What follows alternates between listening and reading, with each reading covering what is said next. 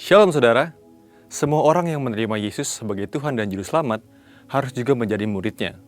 Namun, untuk menjadi murid Kristus ada tanggung jawab dan komitmen yang perlu diusahakan. Pada Voice of Pentakos kali ini, kita akan belajar bagaimana komitmen murid Kristus. Murid Kristus adalah orang-orang yang berkomitmen untuk mengikut Dia dan mau diajar olehnya untuk mengalami perubahan hidup agar menjadi dewasa dan menjadi semakin serupa dengan Sang Guru Agung, yaitu Tuhan Yesus sendiri. Seorang murid Kristus harus memiliki komitmen sebagai berikut. Pertama, menomorsatukan Tuhan di atas segala-galanya. Dalam Lukas pasal 14 ayat 26 dikatakan, "Jikalau seorang datang kepadaku dan ia tidak membenci bapaknya, ibunya, istrinya, anak-anaknya, saudara-saudaranya laki-laki atau perempuan, bahkan nyawanya sendiri, ia tidak dapat menjadi muridku." Firman Tuhan ini mengajarkan bahwa kasih sayang kita kepada Tuhan harus melebihi apapun juga serta menjadikan Tuhan yang paling pertama dan terutama dalam kehidupan kita. Dia harus jadi pusat dalam seluruh kehidupan kita. Apakah yang menjadi prioritas di hidup kita? Apakah itu pekerjaan, studi, keluarga, atau Tuhan? Semua itu harus kita perhatikan dan kita prioritaskan. Tapi di atas semuanya, Tuhan haruslah menjadi yang nomor satu. Banyak orang Kristen sulit dan gagal untuk bertumbuh dewasa karena tidak mengutamakan Dia yang memiliki kehidupan ini. Ketika Tuhan hanya dicari dalam keadaan terdesak, ini menunjukkan bahwa Tuhan bukan menjadi yang terutama tetapi yang terakhir. Untuk dapat selalu menomorsatukan Tuhan, kuncinya ialah kita harus senantiasa memiliki kasih yang mula-mula kepada Tuhan, yaitu kasih yang terbaik, kasih yang selalu bernyala-nyala untuk Tuhan. Kedua, siap sedia untuk memikul salib. Dalam Lukas pasal 14 ayat 27 dikatakan, "Barang siapa tidak memikul salibnya dan mengikut aku, ia tidak dapat menjadi muridku." Apa artinya pikul salib itu? Salib di sini tentu bukanlah salib Kristus di mana hanya Dialah yang sanggup menanggungnya demi menembus dosa umat manusia. Salib yang kita pikul berbicara mengenai perjuangan, penderitaan, dan tantangan yang harus dihadapi dalam mengikuti Tuhan. Yesus tidak pernah berjanji bahwa kalau kita mengikut Dia, maka tidak akan pernah mengalami penderitaan dan pergumulan. Tapi Dia berjanji bahwa dalam setiap persoalan hidup, Dia selalu menyertai untuk memberikan pertolongan dan mukjizat-Nya. Ada dua alasan mengapa kita harus memikul salib dalam mengikut Tuhan. Pertama, salib membuat kita berfokus kepada Tuhan. Penderitaan dan masalah akan membawa kita lebih dekat kepada Tuhan untuk mencari seorang penolong. Jadi, salib itu membuat kita berharap dan bergantung kepada Tuhan. Yang kedua, salib adalah cara Tuhan untuk mengubah karakter kita. Sebab sadar atau tidak, ujian dan cobaan yang Tuhan izinkan merupakan cara Tuhan untuk menyadarkan kita supaya dapat berubah dan menumbuhkan karakter Kristus dalam kehidupan kita. Karena itu, ketika permasalahan dan penderitaan datang, janganlah kita berhenti untuk memikul salib, tetapi tetaplah setia dan taat, karena di balik salib ada kemenangan dan kemuliaan yang besar. Ketiga, tidak terikat dengan harta duniawi. Dalam Lukas pasal 14 ayat 33 dikatakan, "Demikian pula lah tiap-tiap orang di antara kamu yang tidak melepaskan dirinya dari segala miliknya, tidak dapat menjadi muridku." Dikatakan, kalau ingin jadi muridnya, maka haruslah melepaskan diri dari semua harta yang dimiliki. Tapi, apakah kita tidak memiliki apapun yang di dunia ini? Tentu tidak. Kata melepaskan di sini berarti memisahkan atau membuka ikatan. Artinya, Tuhan mau memberkati kita berkelimpahan dengan banyak hal, tapi Tuhan ingatkan supaya diri kita jangan sampai terikat olehnya. Kita adalah pengelola dan bukan pemilik. Ketika kita diberkati oleh Tuhan, kita harus menjadi berkat bagi banyak orang. Tuhan mengingatkan kita dalam Matius 6 ayat 21, bahwa di mana harta kita berada, di situ hati kita berada. Sebab itu, harta haruslah menjadi alat di hidup kita untuk memuliakan Dia. Dan hati kita biarlah selalu melekat kepada Tuhan. Marilah kita jadi murid yang berkenan di hadapan Tuhan dengan menempatkan Dia di atas segalanya, siap sedia memikul salib, dan tidak terikat dengan harta duniawi. Untuk penjelasan selengkapnya dari tim teologi kami, silakan buka link yang ada di atas atau scan QR Code yang tersedia. Maranatha, Tuhan Yesus memberkati.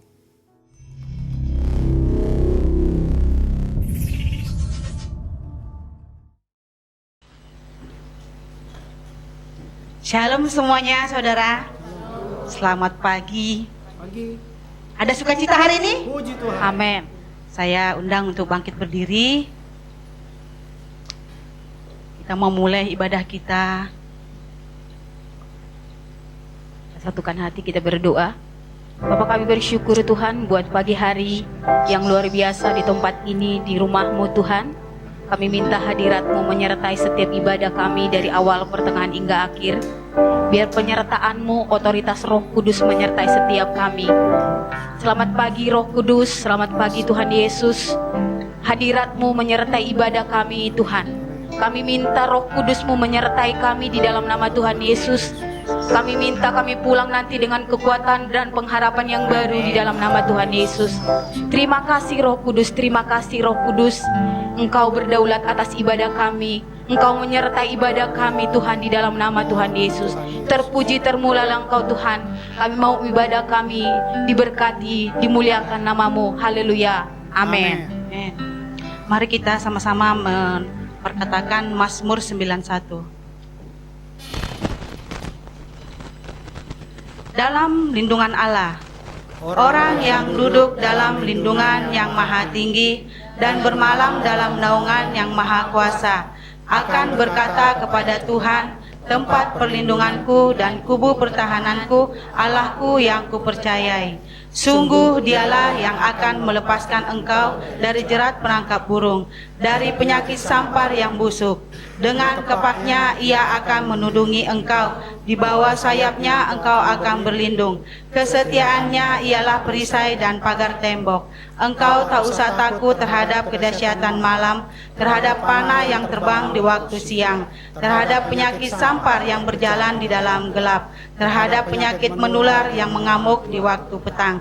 Walau 1000 orang rebah di sisimu dan 10.000 di sebelah kananmu, tetapi itu tidak akan menimpamu. Engkau hanya menontonnya dengan matamu sendiri dan melihat pembalasan terhadap orang-orang fasik. Sebab Tuhan ialah tempat perlindunganmu, yang maha tinggi telah kau buat tempat perteduhanmu. Malapetaka tidak akan menimpa kamu, dan tulah tidak akan mendekat kepada kemahmu.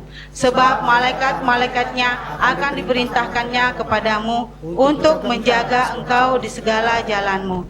Mereka akan menatang engkau di atas tangannya, supaya kakimu jangan terantuk kepada batu. Singa dan ular tedung akan kau langkahi. Kau akan menginjak anak singa dan ular naga. Sungguh hatinya melekat kepadaku, maka aku akan meluputkannya. Aku akan membentenginya, sebab ia mengenal namaku. Bila ia berseru kepadaku, aku akan menjawab. Aku akan menyertai dia dalam kesesakan. Aku akan meluputkannya dan memuliakannya. Dengan panjang umur akan kukenyangkan dia, dan akan kuperlihatkan kepadanya keselamatan daripadaku. Amin. Mari tos kiri kanan saudara katakan, Tuhan Yesus baik. Siap memuji Tuhan saudara? Amin. Kita menari buat Tuhan, haleluya. Betapa dalamnya kasih Tuhan.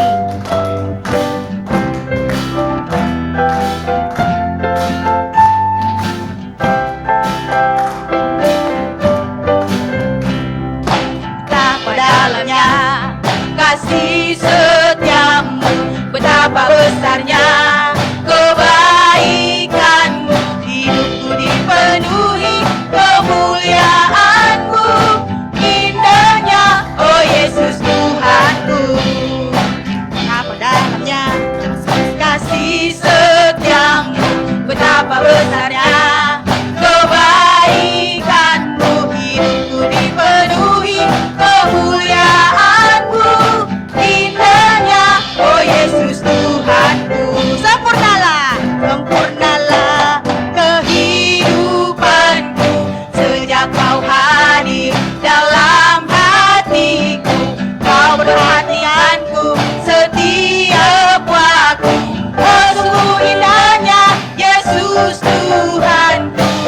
Sempurnalah kehidupanku sejak kau hadir dalam hatiku. Kau perhatianku setiap waktu.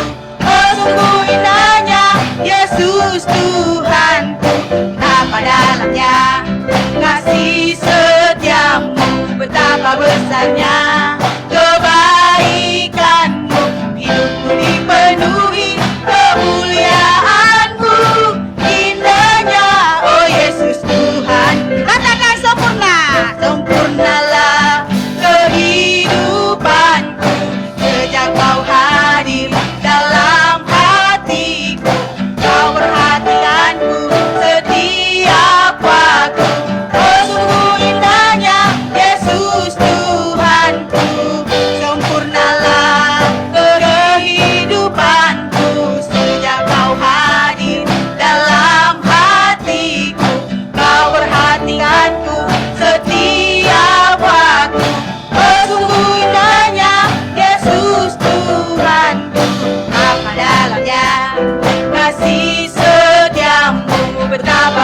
sebenarnya.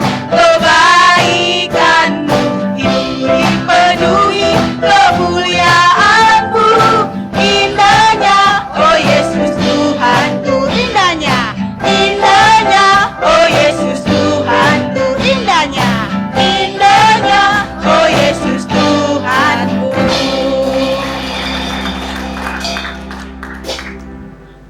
Hatiku percaya kita memuji Tuhan dengan segenap hati.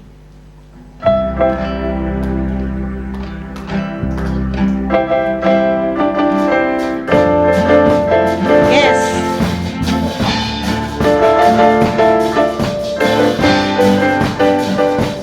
Tuhanlah kekuatan, Tuhanlah kekuatan dan mazmurku. Dia gunung batu dan keselamatanku. Hanya padamu hatiku percaya. Kaulah menara dan kota perlindungan.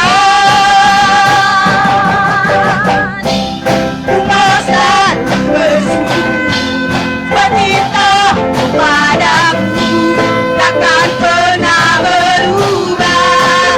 Hatiku percaya, walau bumi bergoyang, gunung-gunung beranjak, namun kasih setiamu tak pergi dariku. Mari sama-sama katakan, Tuhanlah kekuatan, Tuhanlah kekuatan dan mazmurku. Dia gunung teguh dan keselamatanku. Hanya padamu hatiku percaya. Kaulah menara, kota perlindungan. Ku mau selalu bersyukur bercinta padaku, takkan pernah berubah. Hatiku percaya, walau bumi bergoyang, gunung-gunung beranjak, namun kasih setiamu tak pergi dariku. Selalu bersyukur cintamu padaku, takkan pernah berubah. Hatiku percaya, walau bumi bergoyang, gunung-gunung beranjak, namun kasih setiamu tak pergi dariku. Kasih setiamu tak pergi dariku. Kasih setiamu tak pergi dariku. Beri kemuliaan buat Tuhan. Terima kasih Tuhan. Masih memuji Tuhan. Semangat. Amin. Ucaplah dan lihatlah betapa baiknya Tuhan. Kita bersyukur kita punya anak seperti Engkau, Tuhan Yesus.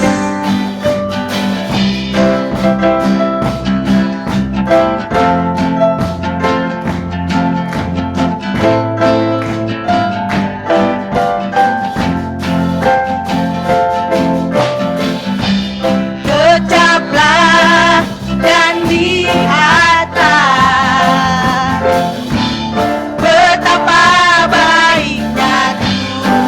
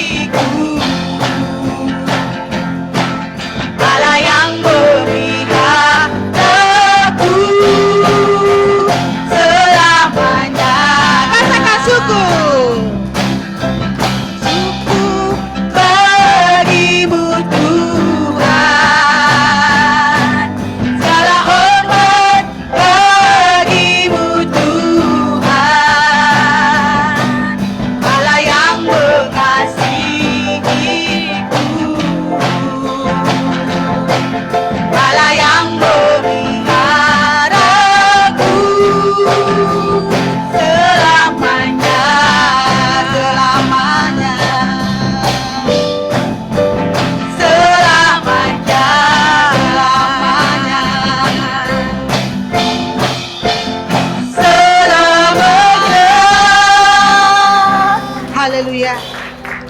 Silakan duduk saudara. Tiba saatnya kita mau memberikan yang terbaik buat pekerjaan Tuhan di tempat ini. Kita mau berdoa, satukan hati. Terima kasih ya Bapa, terima kasih Yesus. Kalau boleh Tuhan, kami memuji muliakan Kau di tempat ini Bapa. Dan sekarang Tuhan, tiba saatnya kami memberikannya Bapa. Yang terbaik ya Tuhan untuk pekerjaan Tuhan di tempat ini ya Bapa. Kiranya Tuhan Engkau memberkati kami, Engkau Tuhan memulihkan kami. Biarlah Tuhan Kau berkati Tuhan bisnis usaha pekerjaan kami ya Bapa. Terima kasih Bapa, Kau berkati berlimpah-limpah di dalam nama Tuhan Yesus Kristus. Biarlah Tuhan kami memberi ya Bapa dengan sukacita Tuhan. Terima kasih ya Bapa, terima kasih Yesus. Di dalam nama Yesus kami berdoa mengucap syukur. Haleluya. Amin. Ingat kasih-Nya.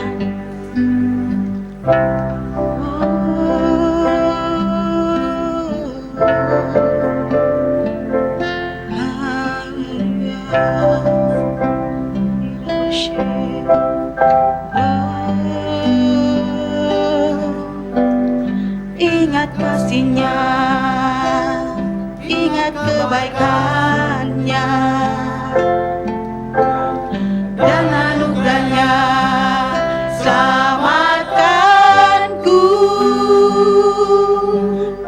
kasih-Nya setinggi langit, kasih setia Allah pada kita.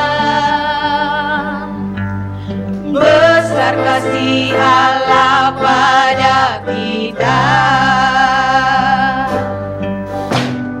Ingat kasih-Nya, ingat kebaikan-Nya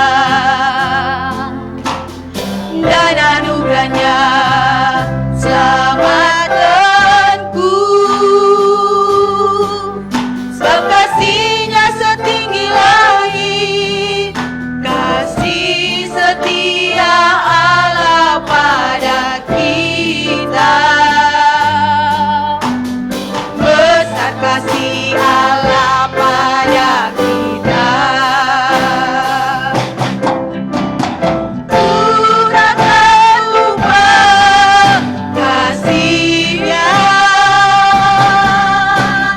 ku takkan lupa anugerah-Nya. Dia penuhkan, Dia penuhkan, Dia puaskan hasratku. Besar kasih Allah pada kita.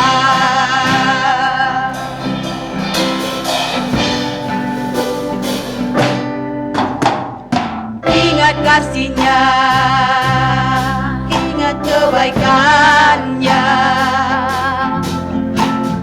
dan anugerah-Nya. Selamatkanku, sebab kasih-Nya setinggi langit, kasih setia Allah pada kita. Besar kasih Allah pada kita. Ku takkan lupa kasih-Nya, ku takkan lupa anugerah-Nya. Dia penuhkan, Dia penuhkan, Dia puaskan hasratku. Besar kasih Allah pada kita. Besar kasih Allah pada kita. Besar kasih Allah pada kita.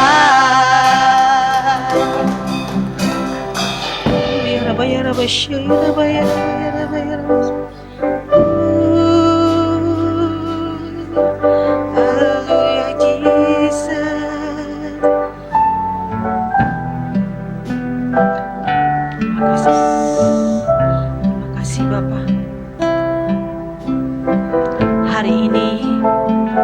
waktu untuk memuji Tuhan, beri waktu fokus untuk menyembah Dia. Mari kita sama-samakan, kita nyanyikan lagu penyembahan buat Tuhan.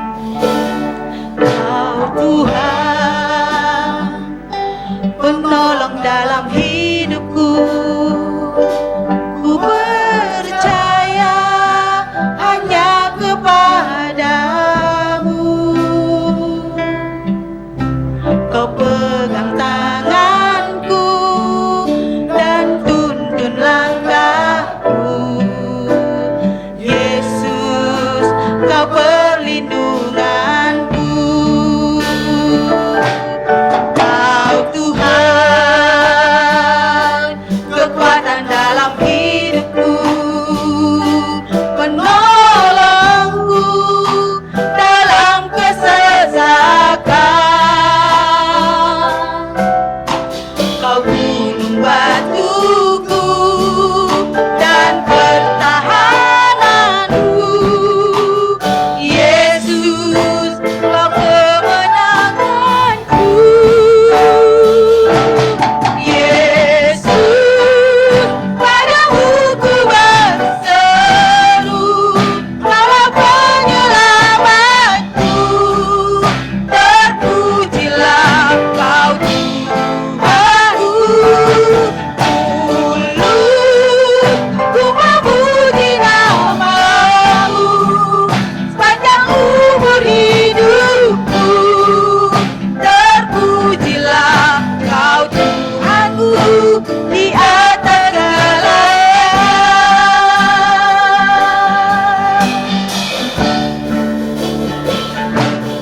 Kau Tuhan, penolong dalam hidupku, ku percaya hanya kepadamu. Kau pegang tanganku dan tuntun langkahku. Yesus, Kau perlindunganku. Kau Tuhan, kekuatan dalam hidupku, penolongku dalam kesesakan. Kau gunung batuku dan pertahananku.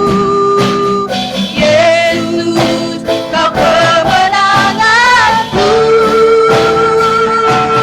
Yesus, padamu ku berseru, Kaulah penyelamatku. Terpujilah Kau Tuhanku. Ku memuji nama-Mu sepanjang umur hidupku. Terpujilah Kau Tuhanku di atas segalanya. Yesus, padamu ku berseru, Kaulah penyelamatku. Terpujilah Kau Tuhanku. Mulutku memuji nama-Mu sepanjang umur hidupku. Terpujilah Kau Tuhanku di atas segalanya. Mari sembah Dia. Haleluya.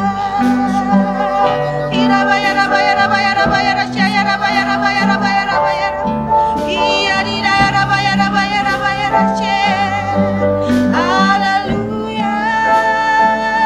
Oh, haleluya Tuhan. Kami bersyukur. Terima kasih Yesus. Terima kasih. Terima kasih. Haleluya. Jesus. Jesus. Irabaya rabaya rasyaya rabaya rabaya Kami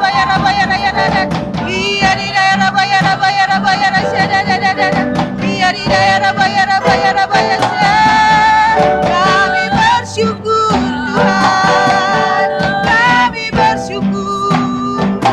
Kami meninggikan namamu, memuliakan namamu. Haleluya.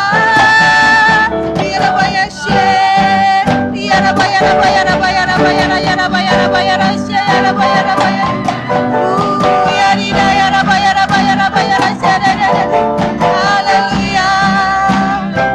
Terima kasih Yesus.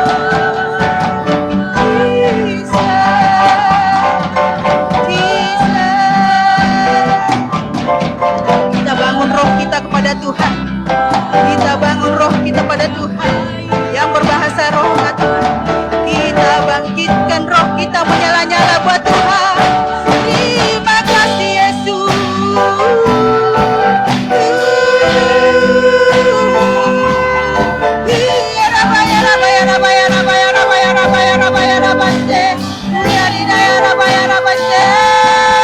Haleluya.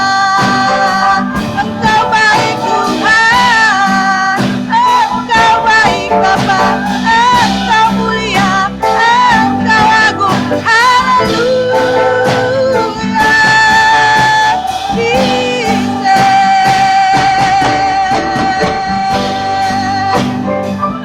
Haleluya.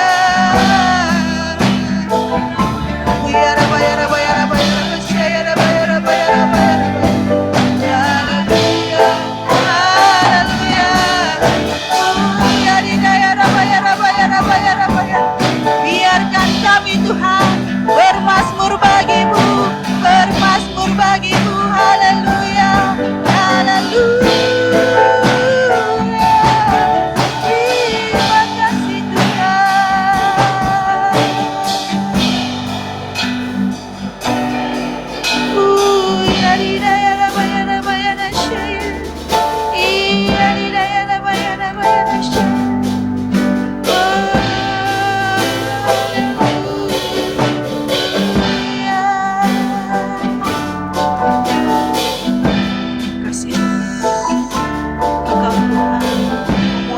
Tuhan, puaskan kami Tuhan dengan pujian kami Bapa, penyembahan kami ya Bapa. Yesus, padamu ku berseru, Kaulah penyelamatku, terpujilah Kau Tuhanku. Mulutku memuji namamu sepanjang umur hidupku, terpujilah Kau Tuhanku di atas segalanya. Yesus, padamu ku berseru, Kaulah penyelamatku, terpujilah Kau Tuhanku. Mulutku memuji namamu sepanjang umur hidupku, terpujilah Kau Tuhanku di atas segalanya.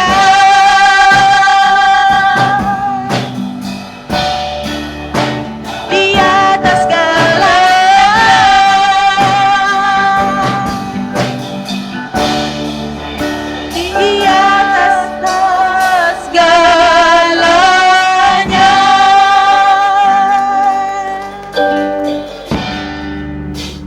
Saya undang untuk kita berdiri menyembah Tuhan. Jiwa kita hanya untuk menyembah Tuhan. Jiwa kita hanya untuk memuji, memuliakan namanya. Terima kasih Yesus, terima kasih ya Bapa.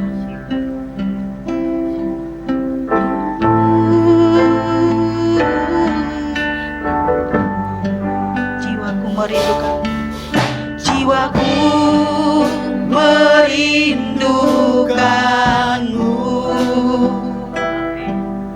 Ya Allah yang hidup, jiwaku haus kepadamu. Ya Allah yang hidup, jiwaku merindukanmu. Haleluya. Ya Allah yang hidup, jiwaku haus kepadamu.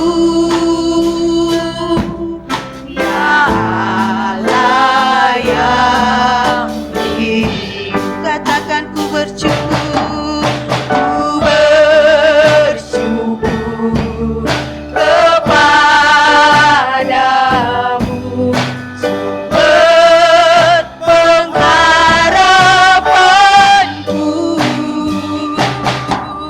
menolongku. Ya Allahku, tiada yang seperti ku bersyukur,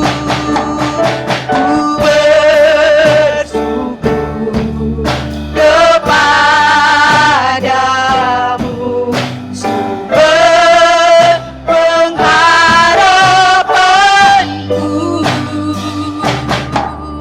menolongku. Ya Allahku, tiada yang seperti ku bersyukur, saya undang Bapak ke depan. Kepadamu, sumber pengharapanku, penolongku. Ya Allahku, tiada yang seperti. Katakan ku bersyukur. Ku bersyukur kepadamu, sumber pengharapanku, penolongku. Ya Allahku, tiada yang seperti. Tiada yang sepertimu Tuhan. Tiada yang seperti. Tiada yang sepertimu Yesus. Tiada yang sepertimu.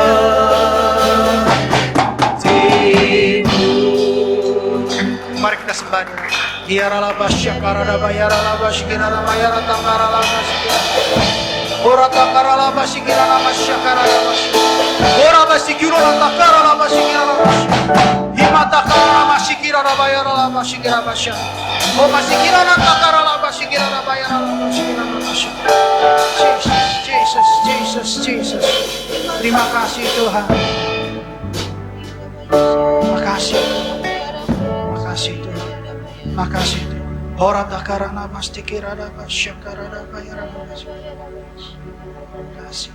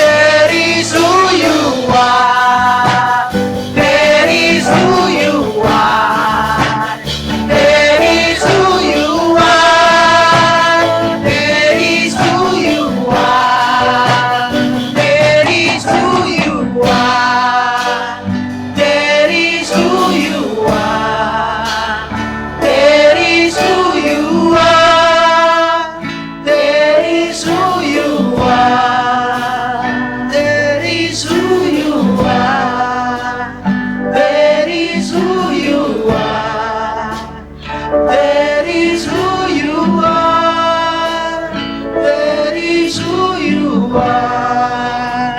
That is who you are. You never fail. That is who you are. You never change. That is who you You are. always love. That is who you are. Jesus, name above the That name. is who you are. Oh Jesus, That is who thank you, you Jesus. are. That is who You you always love me. You are. always love That me. is who You you always love me. You are. always love me. You always love me, Lord. Thank you, Lord. That is who you Jesus. are. Oh, Jesus. That is who you Oh,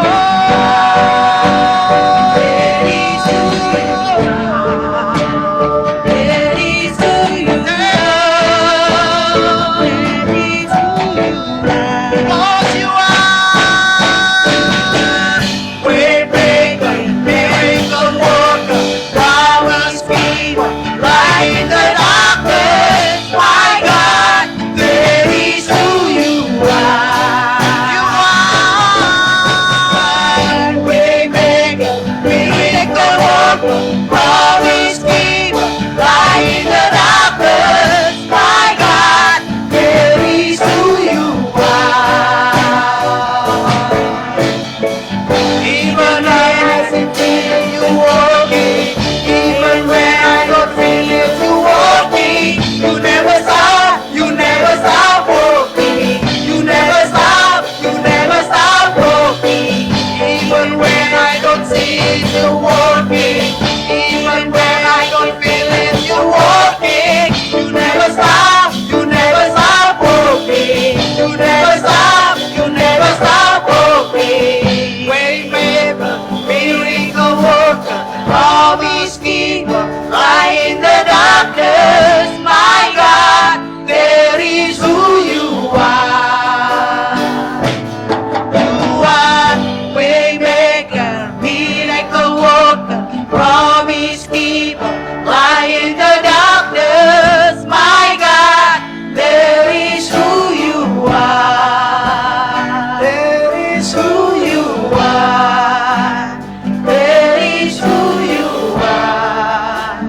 That is who you are. That is who you are. Mari kita sembah Dia.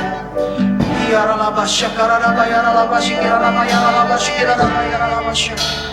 Kuriara laba shikira laba yara laba yara laba yara laba yara laba yara laba yara. Dimasikiro takara laba shikira laba yara laba. Orga, orga. Ira laba sera takara laba shikira laba yara laba shikira. We need more. We need more. Give us Holy Spirit. Holy Spirit. Holy Spirit mengalir. Mengalir. Mengalir. Lalu nama Tuhan Yesus. Orang takara laba sakara laba yara laba yara laba yara laba yara laba. Jesus. Jesus. Jesus. Jesus. Jesus. Sekira laba yara laba yara laba yara laba yara laba yara laba yara. Yes, Lord. Hallelujah.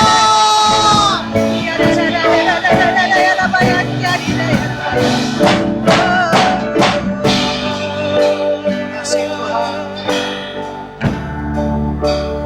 Kau tidak pernah mengecewakan kami. Kau ada di sini untuk menyembuhkan kami, memulihkan kami, menyentuh hati kami. Sungguh satu kehormatan kami ada di sini. Bukan karena kuat gagah kami, tapi karena kasih-Mu yang begitu sempurna buat kami. Engkaulah pembuat keajaiban. Engkaulah pemulih kami. Makasih Tuhan Yesus. Bapa dalam surga, urapi kami semua. Roh Kudus urapi hamba-Mu, urapi jemaat dan pengerja. Biarlah kami boleh mengerti isi hati, bukan hanya mendengar, mengerti, tetapi lebih lagi Kau kuatkan untuk melakukan firman. Kami harus pikul salib Tuhan. Itu bagian dari kami sebagai seorang murid. Tapi Kamu hasil akhirnya Tuhan, kami selamat dalam Engkau. Kami menerima keselamatan yang dari-Mu Tuhan. Biarlah kami semua boleh diselamatkan. Memang tidak mudah melakukan firman, tapi kami percaya firman-Mu yang akan memimpin kami, membawa kami kepada seluruh kebenaran. Buat kami mengerti, memahami, bahkan pulang kami diberkati. Nama Tuhan dipermuliakan dalam nama Tuhan Yesus. Makasih Bapak. Makasih Tuhan Yesus. Makasih Roh Kudus. Oh baik, kau sangat baik, kau sungguh baik. Berbicaralah. Kami siap duduk di dalam hadirat-Mu. Dalam nama Tuhan Yesus. Yang siap menerima firman Tuhan sama-sama katakan. Amin. Amin. Itulah. Silakan duduk Bapak Ibu Saudara-saudara sekalian yang terkasih dalam Kristus Yesus. Puji Tuhan, hari ini kita boleh masuk dalam ujian penyembahan. Dan saya berterima kasih sama Tuhan Yesus yang begitu baik sama saya. Dan saya percaya juga baik buat kita semua. Amin. Ya. Hari ini saya bersama anak saya mengalami hal-hal yang luar biasa dan saya bersyukur sekali bahwa pada akhirnya Tuhan menyatakan, memperlihatkan peperangan yang sesungguhnya. Anak saya mengalami, mengikuti, dan bahkan ikut merasakan kemenangan yang dari Tuhan. Dan saya percaya semua berasal dari hikmat Allah. Bahwa saya memang sudah diurapi dan ditakdirkan menjadi seorang pemimpin. Pemimpin yang akan mengajarkan kalian untuk belajar firman, mendapatkan keselamatan. Terlepas daripada mau ikut saya atau tidak, itu pilihan. Karena saya hanya membagikan firman Tuhan. Yesus yang bisa menyelamatkan. Saya berharap dan saya menyarankan semua yang ada di sini, silakan ikuti firman. Saya hanya mengajar di sini. Tapi kalau tidak mau ikut firman, pasti ada konsekuensinya. Jadi hari ini kita akan belajar tentang firman Tuhan yang akan mengajarkan kita apakah kita sudah melakukan yang baik atau belum, yang benar atau belum. Terlihatnya baik, belum tentu benar. Terlihatnya berkorban, tapi bukan pengorbanan. Jadi kita akan belajar, saya akan bukakan lebih dalam lagi. Saya berterima kasih dalam perenungan saya, Tuhan bukakan hal-hal baru. Sebelum kita masuk dalam tema khotbah, saya akan coba kasih ilustrasi hidup. Sehingga yang bebal itu akan berubah menjadi orang yang tunduk kepada Tuhan, otoritas. Yang keras hati berubah, dilembutkan hati. Kenapa? Kalau kalian tidak bertobat, percaya. Tidak usah percaya sama saya, percaya sama firman. Tuhan Yesus segera datang. Silahkan kalian, itu pilihan kalian. Kalau saya pilihannya mau selamat. Ya, saya percaya di sini semua kita mau selamat. Tapi bukan hanya berkata-kata saya mau selamat, tapi harus lakukan firman. Enak gak enak harus lakukan firman. Ya. Oke. Tema khotbah hari ini adalah hikmat yang dari atas. Saya tertarik berapa hari ini saya baca Yakobus. Yakobus 1 di pasal 1 itu dia cuma perkenalkan diri, langsung dia berbicara tentang iman dan hikmat. Lalu dia ulang lagi di Yakobus 3 tentang hikmat dari atas. Sebelumnya di pasal ketiga diawali dengan dosa karena lidah. Jadi perkataan yang menyakiti orang, perkataan yang menghakimi, apalagi yang dihakimi hamba Tuhan, hati-hati.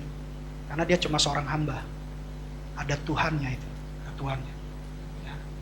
Jadi hal-hal yang begini yang perkataan yang tidak menjadi berkat, menjadi kutuk. Ya.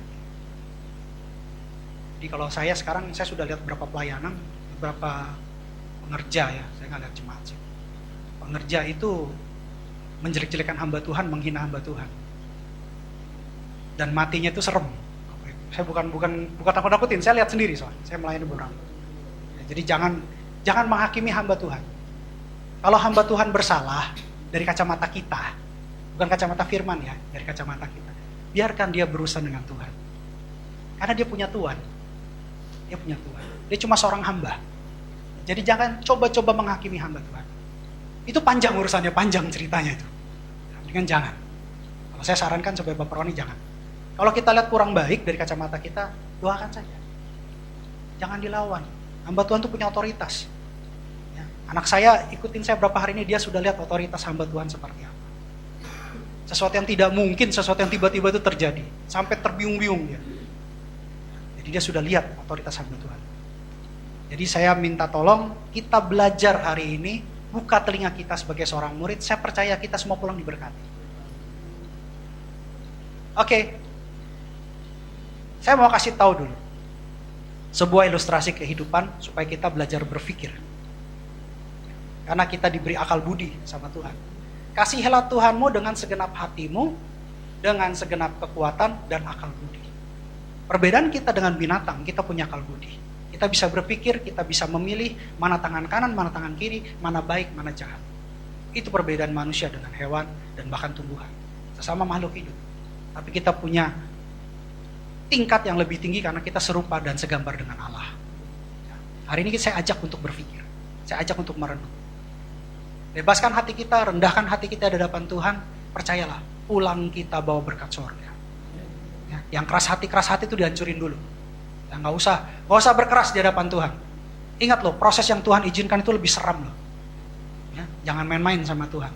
Saya kasih tahu deh. Jangan main-main sama Tuhan. Oke.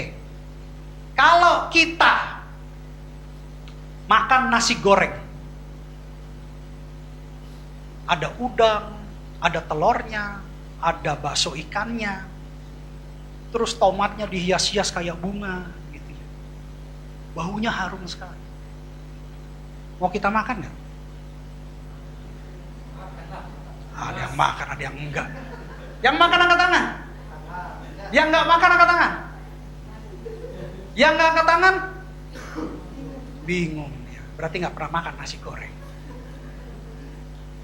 Saya ulang lagi. Kalau ada nasi goreng, wanginya itu wow, keren banget. Ya, kalau kita karena di sini halal ya, wanginya itu udah wah, ini kayaknya mengandung B2 ini. Ya. Terus ada telur dadarnya, ya tomatnya dihias gitu ya. Ada udangnya, wah itu keren banget ya. Udangnya juga merah gitu ya, kelihatannya segar gitu ya. Terus di kita ada bakso ikannya. Mau makan nggak? Gas, kata mereka. Gas. Tapi sebelum makan tiba-tiba pengen ke restroom. Tahu ya restroom ya? Tahu ya. Kalau saya kemarin ngomong sama orang restroom, di sini nggak ada tempat tidur Pak. Restroom itu kamar kecil, bahasa sopan dalam bahasa Inggris. Restroom, ya. Restroom. Begitu ke restroom, lewatin dapurnya. Di dapurnya ada kecoa. Ada tikus malang melintang. Hah? Terus udah gitu air cucian itu, cucian untuk piring itu airnya udah kotor banget. Ini cuma celup, kita liatin orang itu celup, buang celup. Dan itu piring yang sama yang dihidangkan sama kita. Setelah balik dari restroom ke meja makan, saya tanya, masih mau makan nggak? Loh kok nggak, tadi bilangnya mau, pelin-pelan nih. Pelin-pelan ini, mau apa nggak mau? Kenapa nggak mau? Kan enak kelihatannya kan? Nggak, nih saya mau ajarin ilmu kehidupan ini. Sesuatu yang kelihatannya baik di otak kita belum tuh baik. Itu bahkan mengorbankan orang lain. Ini saya mau ajarin nih, Kelihatannya enak kan? Enak.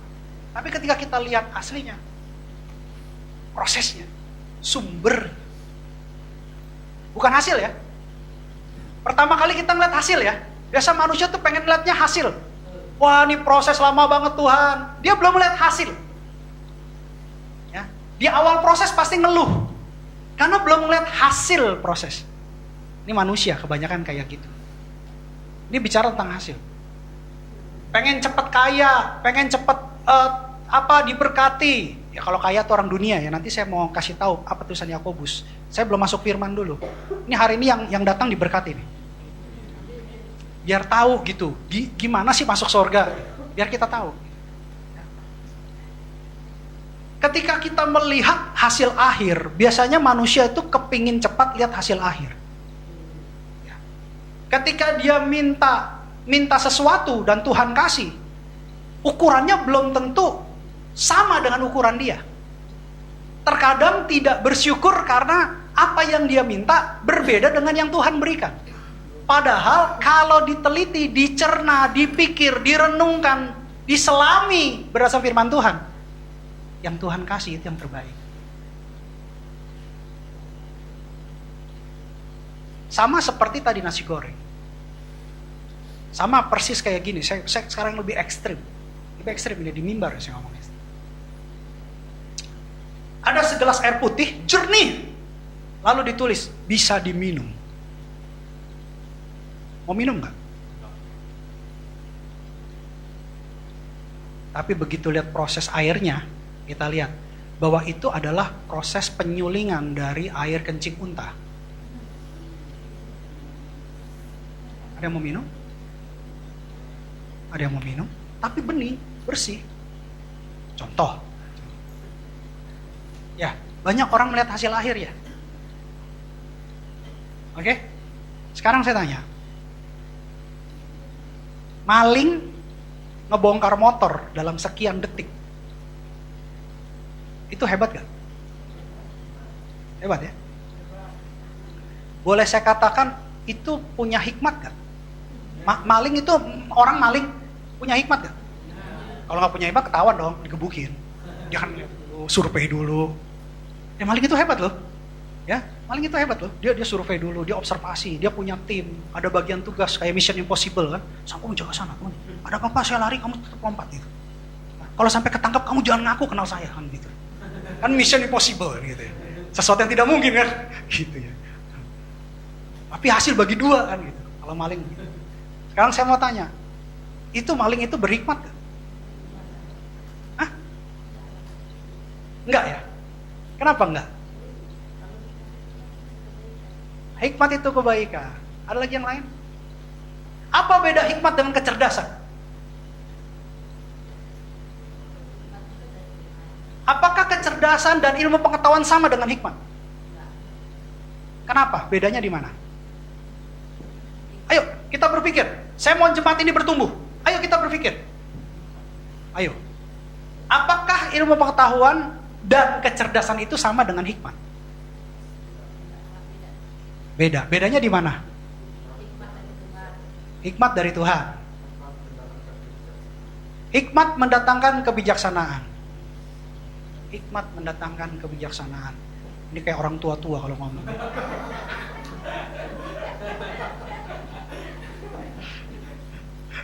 Hikmat mendatangkan kebijaksanaan.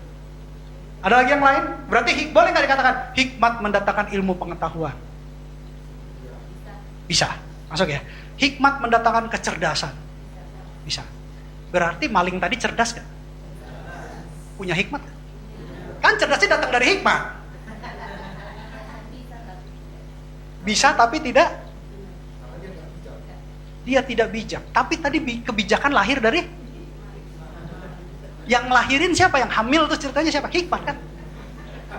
Betul gak? Punya bayi namanya kebijaksanaan, punya bayi namanya kecerdasan, punya bayi bernamanya ilmu pengetahuan. Terlepas daripada negatif atau positif. Bener ya? Tapi kan semuanya berasal dari. Nah, makanya kan bingung kan? Hah?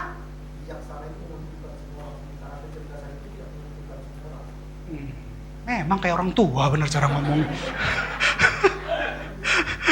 Cek kalian, ayo cepat ngomong. Haleluya.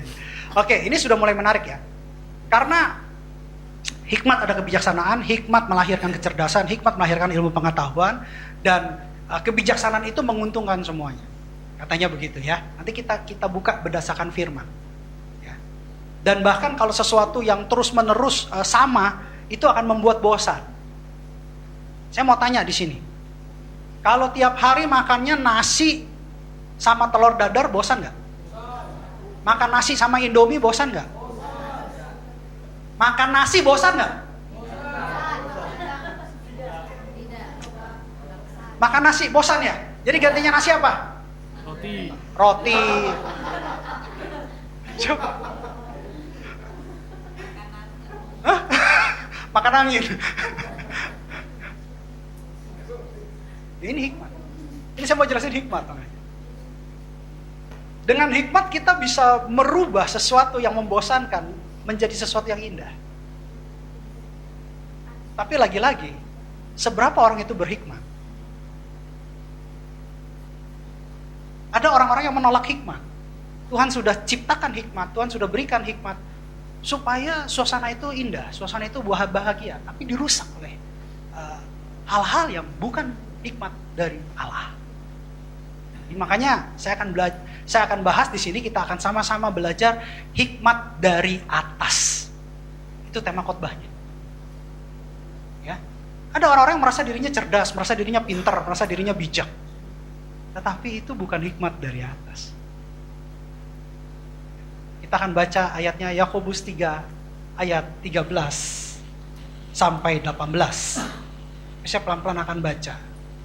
Yakobus 3 ayat 13 sampai 18. Biar mengerti gitu.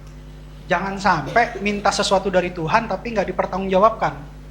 Hikmat yang dari atas ya. Demikianlah firman Tuhan. Siapakah di antara kamu yang bijak dan berbudi? Baiklah ia dengan cara hidup yang baik, menyatakan perbuatannya oleh hikmat yang lahir dari kelemah lembut. Lemah lembut bukan banci. Ya, bukan ya. Orang lemah lembut terus, wah tadi Pak Edwin khotbah bahwa kita harus mempunyai perbuatan baik dalam kelemah lembutan. Pulang dari gereja semua laki-laki begini. Bukan. Lemah lembut itu artinya gentle. Tidak kasar. Tidak main kekerasan tangan, fisik. Itu lemah lembut. Biasa kalau lemah lembut identiknya dengan wanita ya. Jadi kalau wanita itu harus lemah lembut. Kata Alkitab. Ya. Jangan kasar.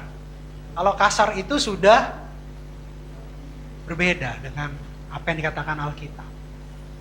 Ya, di sini dikatakan, siapakah di sini yang bijak dan berbudi? Tadi Pak Wendy bilang hikmat melahirkan kebijaksanaan. Lalu ditanya sama Alkitab, siapakah yang merasa dirinya bijak dan berbudi? Ini Alkitab mulai bertanya, firman Tuhan mulai bertanya, kalau kamu merasa bijak dan berbudi, apakah kamu sudah mengikuti standar kitab kehidupan yang dituliskan oleh Allah? Kalau kamu belum berhikmat dan berbudi, bijak dan berbudi karena kekurangan hikmat, belajarlah dari yang berhikmat. Jangan melawan. Kalau melawan gak akan pernah bisa belajar untuk jadi baik. Kamu akan tetap statusnya di situ, stagnan. Ada beberapa karir orang dan kesehatan orang, dia stuck di situ. Dia tidak mengalami satu pembaharuan karena dia tidak mau belajar. Kalau Alkitab bilang bebal. Dikasih tahu bebal, diulang lagi. Kesalahannya diulang-ulang terus. Padahal sudah ngalamin kerugiannya. Diulang lagi. Sampai akhirnya banyak sekali yang menyerah. Bukan berserah ya, menyerah. Kenapa? Karena sudah dibimbing, sudah dituntun, tidak mau perbarui. Makanya Alkitab langsung tanya, siapakah di antara kamu yang bijak dan berbudi? Tanya sama Alkitab. Ini Tuhan langsung nanya sama kita hari ini. Dan Tuhan mau kita pulang dengan hikmat dari atas. Makanya hari ini Roh Kudus tuntun saya untuk bicara. Baiklah ia dengan cara hidup. Cara hidup itu buah. Buahnya kelihatan. Cara hidup yang baik. Selama jahat cara hidupnya atau buahnya jahat, maka dia tidak bijak dan berbudi. Hasil akhirnya. Tapi sebenarnya hasil akhir ini didapat dari sumbernya. Sekarang saya mau tanya. Speaker, oke, gak usah gini.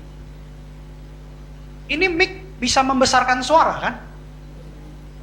Kalau suara saya serak-serak banjir, itu kedengaran di suara banjir beneran gak? Banjir. Dia hanya menguatkan, ada proses input dan output. Kalau inputnya tidak bagus, outputnya pasti tidak bagus. Lalu dikatakan, ia dengan cara hidup yang baik, menyatakan perbuatan, ada buahnya. Perbuatan oleh hikmat. Perbuatan oleh hikmat, jadi lihat dari sumbernya. Ada hasil akhir yang dilihat dari sumbernya, tapi intinya berdasarkan kelemah lembutan. Tidak ada kekerasan, tidak ada kekasaran, tidak ada tindakan fisik-fisik yang lain yang merugikan orang lain. Itu hikmat yang menghasilkan perbuatan baik. Nasi goreng tadi baik, tapi sumbernya tidak baik. Air putih itu baik dilihat mata, tapi proses penyulingannya tidak sesuai dengan kesehatan. Tapi di sini ditanya Alkitab, siapa yang bijak dan berbudi ketika menghasilkan yang baik dari sumber yang baik? Pak, bisa lebih detail gak? Oke, kita baca 3 ayat berikutnya, 14, 15, 16. Demikianlah firman Tuhan, jika kamu menaruh perasaan iri hati dan kamu mementingkan diri sendiri, janganlah kamu memegahkan diri dan janganlah berdusta melawan kebenaran. Ayat 15, itu bukanlah hikmat yang datang dari atas, tetapi dari dunia, dari nafsu manusia, dari setan-setan. Sebab di mana ada iri hati dan mementingkan diri sendiri, egosentris ya, di situ ada kekacauan dan segala macam perbuatan jahat. Berarti sekarang kita bisa ngerti nih, kita mulai naik satu step. Hikmat itu ternyata ada 2, Bapak Ibu, saudara-saudara sekalian.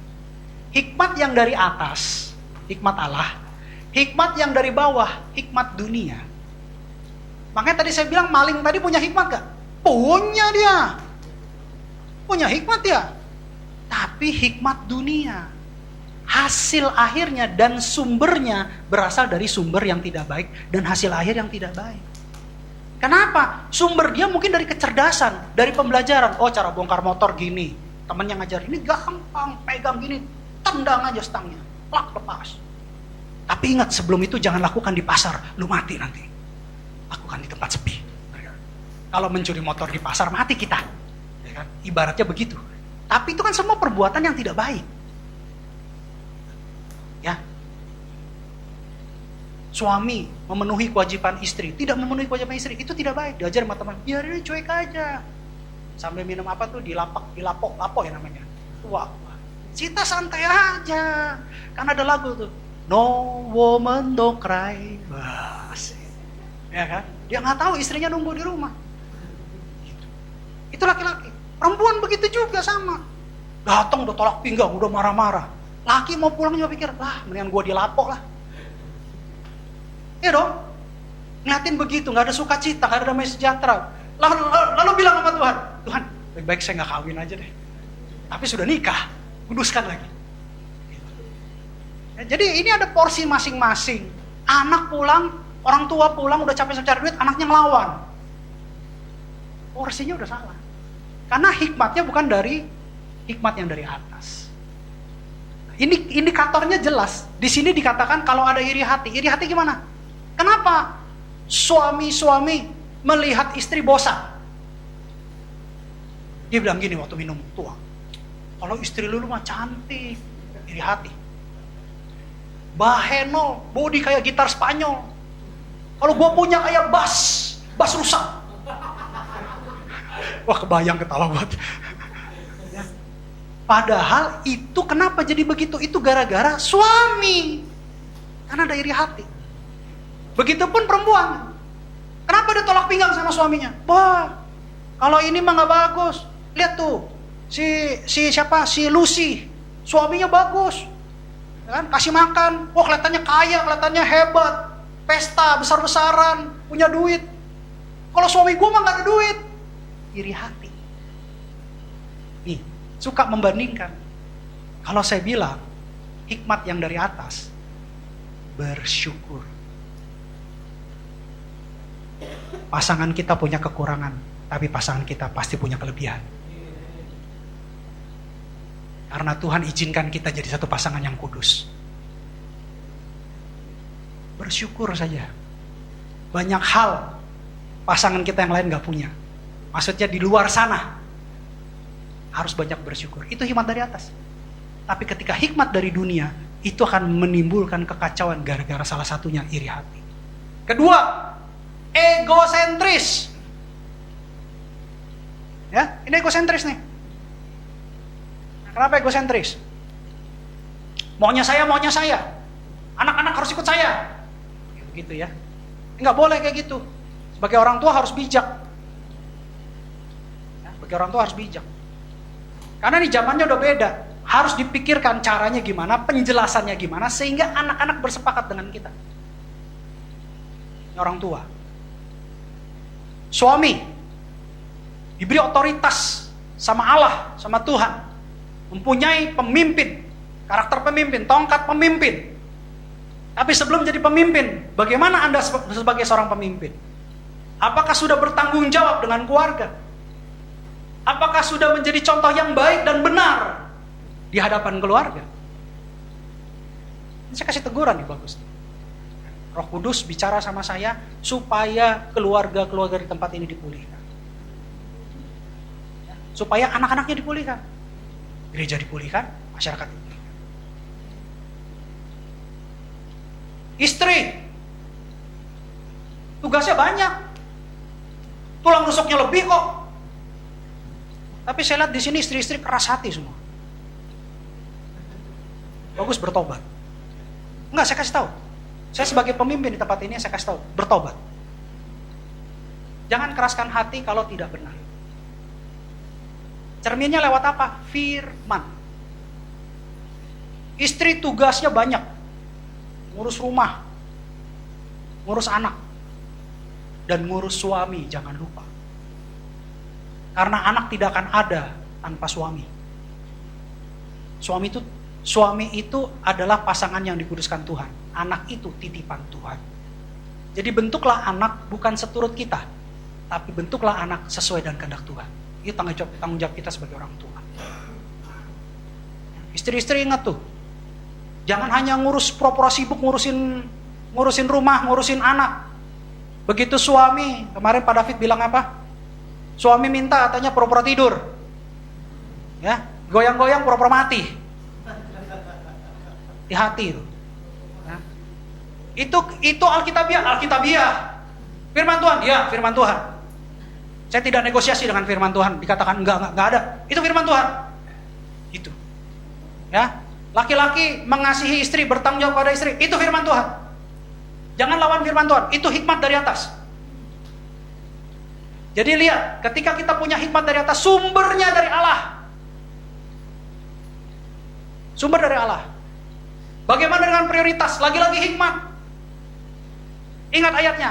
Laki-laki meninggalkan ayahnya dan ibunya untuk bersatu dengan istrinya dan keduanya menjadi dalam satu daging.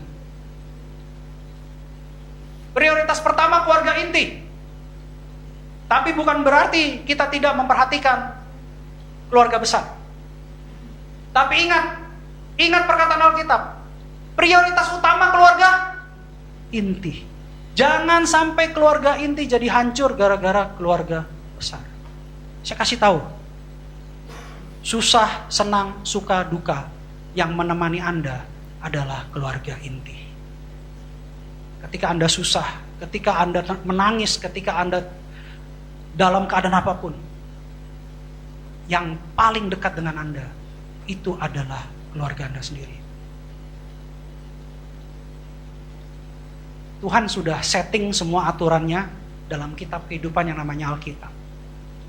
Itu adalah hikmat dari atas. Jangan egosentris. Capek ngurusin rumah, capek ngurusin ini. Gak usah ngurusin suami. Egosentris. Tapi ujung-ujung bukan ngurusin suami. Itu cuma hikmat yang akhirnya berdusta melawan kebenaran. Tujuannya untuk menghindar. Tetapi ini berdusta melawan kebenaran. Hal-hal yang kayak begini hati-hati. Iblis bermain-main sih. Lalu dengan sombongnya bilang, saya kan jaga kekudusan, saya kan kudus. Hati-hati ya. Hal-hal kayak gini ya. Iblis bermain-main. Kalau Tuhan katakan kudus dan kita bilang tidak kudus, berarti kita membuat Tuhan kita berdusta. Kita Kita menjadikan Allah kita berdusta. Kamu pembohong Allah, karena ini tidak kudus. Padahal Allah bilang ini kudus. Ini yang dikatakan berdusta melawan kebenaran. Hati-hati. Jadi ada hikmat dari dunia, ada hikmat dari atas.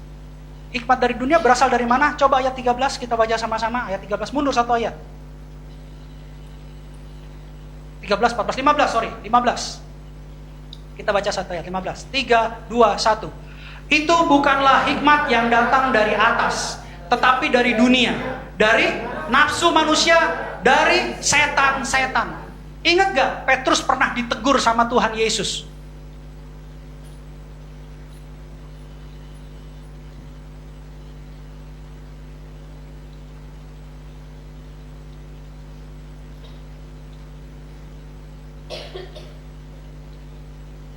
Matius 16 ayat 23. Matius 16 ayat 23. Kita lompat sedikit bahwa Yesus pernah menegur salah satu muridnya. Demikianlah firman Tuhan, Matius 16 ayat 23. Maka Yesus berpaling dan berkata kepada Petrus, "Enyahlah iblis, engkau suatu batu sandungan bagiku. Sebab engkau bukan memikirkan apa yang dipikirkan Allah, melainkan apa yang dipikirkan manusia." Yang dipikirkan Allah selalu kebenaran, kekudusan. Tetapi ketika kita memikirkan sesuatu yang bertentangan dengan firman Allah, maka itu berasal dari iblis dan hikmat dunia. Kenapa Yesus marah? Perhatikan di ayat 22. Perhatikan di ayat 22. Mundur satu ayat. Tetapi Petrus menarik Yesus ke samping dan menegur dia, katanya, "Tuhan, kiranya Allah menjauhkan hal itu. Hal itu sekali-kali tak akan menimpa engkau." Kenapa Petrus mengatakan ini? Karena Yesus di ayat 21 mundur, saya kasih tahu sekarang. Sejak waktu itu Yesus mulai menyatakan kepada murid-muridnya bahwa ia harus pergi ke Yerusalem dan menanggung banyak penderitaan dari pihak tua-tua, imam-imam kepala, dan ahli-ahli Taurat, lalu dibunuh dan dibangkitkan pada hari ketiga. Lalu Petrus di ayat 22 mengatakan, "Jauhlah." Coba ayat 22. Ayat 22, satu ayat berikutnya. Tuhan, kiranya Allah menjauhkan hal itu. Hal itu sekali-kali tak akan menimpa engkau. Saya mau tanya, gurunya cerita nih, saya bakal dianiaya, saya bakal dibunuh, pada hari ketiga bangkit. Lalu muridnya bilang, Tuhan, kiranya Allah menjauhkan hal itu. Hal itu sekali-kali tak akan menimpa engkau. Sekarang saya mau tanya, Petrus ngomong itu baik gak tujuannya? Kelihatannya baik gak? Maksudnya, dia bawa nama Allah loh. Tuhan, kiranya Allah menjauhkan hal itu. Dia bawa nama Allah loh. Dia bawa nama Allah loh. Seakan-akan benar di hadapan Allah loh. Perhatikan di sini. Dan dia bilang hal itu sekali-kali tak akan menimpa engkau. Niatnya baik. Tapi apa kata Yesus? Lihat ayat 23. Enyahlah iblis. Hati-hati dengan firman. Hati-hati mengatakan bahwa ini tidak kudus, itu tidak kudus. Hati-hati mengatakan bahwa hamba Allah ini berdosa, hamba Allah itu tidak baik, saya kecewa dengan hamba Allah. Hati-hati dengan kata-kata itu. Kan sama konsepnya. Menghakimi, mengatasnamakan Tuhan. Seakan-akan dirinya lebih baik. Hati-hati. Ukuran yang kita pakai akan diukurkan kepada kita. Jadi hikmat dari atas itu adalah berbicara tentang sumber dari Allah dan firman Allah. Selain dari itu bukan hikmat dari atas. Itu hikmat dari dunia. Kalau Anda mau bertentangan dengan Tuhan, Anda silahkan keluarkan firman Tuhan. Kita bahas sama-sama. Tapi jangan pakai pertentangan dengan Tuhan tanpa dasar firman. Itu berarti hikmat dari dunia.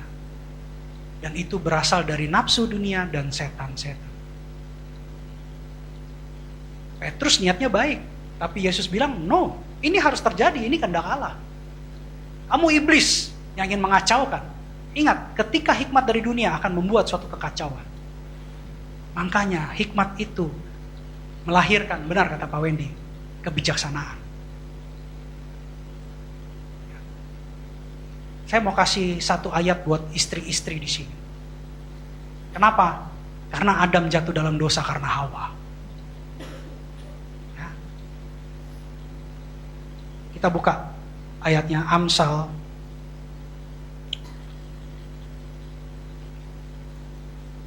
Ini tanggung jawab istri-istri nih. Jangan main-main ya. Karena semua Alkitab depannya pasti istri duluan. Boleh dilihat. 14, Amsal 14 ayat 1. Yang suami-suami dicatat. Jadi kalau misalnya ada apa-apa langsung sebutin firman ini biar pada bertobat. Ayo kita baca sama-sama 3, 2, 1. Perempuan yang bijak mendirikan rumahnya, tetapi yang bodoh meruntuhkan dengan tangannya sendiri. Ya. Jadilah istri-istri yang bijak. Istri yang mengasihi suami. Istri yang tunduk kepada otoritas dalam kebenaran. Saya bilang tadi, dalam kebenaran. Kalau tidak benar boleh dilawan. Kalau dalam kebenaran harus dilakukan. Suka tidak suka, enak tidak enak, lakukan untuk Tuhan. Dasarnya firman. Saya sebagai pemimpin keluarga, saya sebagai pemimpin di gereja ini, saya mau ajarkan. Kalau mau jadi teman pewaris, saya katakan lagi, kalau mau jadi teman pewaris di sorga, dengan catatan suaminya benar ya. Suaminya juga harus banyak bertobat. Kita suami-suami harus banyak bertobat. Nggak usah merasa tersinggung, ditegur, enggak. Kalau ada teguran, ini berarti bukan buat saya, tapi buat saya dan buat kita semua laki-laki. Kenapa? Tuhan Yesus sayang kita. Ya, beri kemuliaan dulu buat Tuhan. Ini sama-sama kita koreksi diri. Laki-laki harus koreksi, perempuan harus koreksi, istri harus koreksi. Ya. Gak boleh semua mau merasa dirinya benar. Belajar Alkitab nggak belajar Alkitab merasa dirinya benar, hikmat dunia. Akhirnya jadi apa? Kekacauan. Udah kekacauan, akhirnya nimbul keributan. Kan gitu. Yang dirugikan siapa? Banyak orang. Ya. Jadi laki-laki harus bertobat juga. Penuhi kewajiban sebagai seorang kepala keluarga. Istri harus menjadi tiang doa, melayani keluarga, melayani anak-anak, melayani suami. Dan itu semua untuk Tuhan. Kenapa kerjanya lebih banyak? Tulang rusuknya lebih. Satu jawabannya. Ya, tulang rusuknya lebih. Tapi ingat, jangan lawan suami. Urusannya sama Tuhan itu. Apalagi sudah dikuduskan di hadapan Tuhan. Jangan. Kecuali suaminya nggak benar. Suaminya suruh, kamu curi aja tuh handphone. Itu dosa. Itu dosa. Ya. Tapi kalau suaminya suruh, siapkan makanan yang baik buat keluarga, itu nggak dosa. Ya. Itu nggak dosa. Urus anak-anak, itu nggak dosa. Kecuali bilang gini, kamu tidur sama tetangga, gak usah tidur sama saya. Itu dosa. Ya.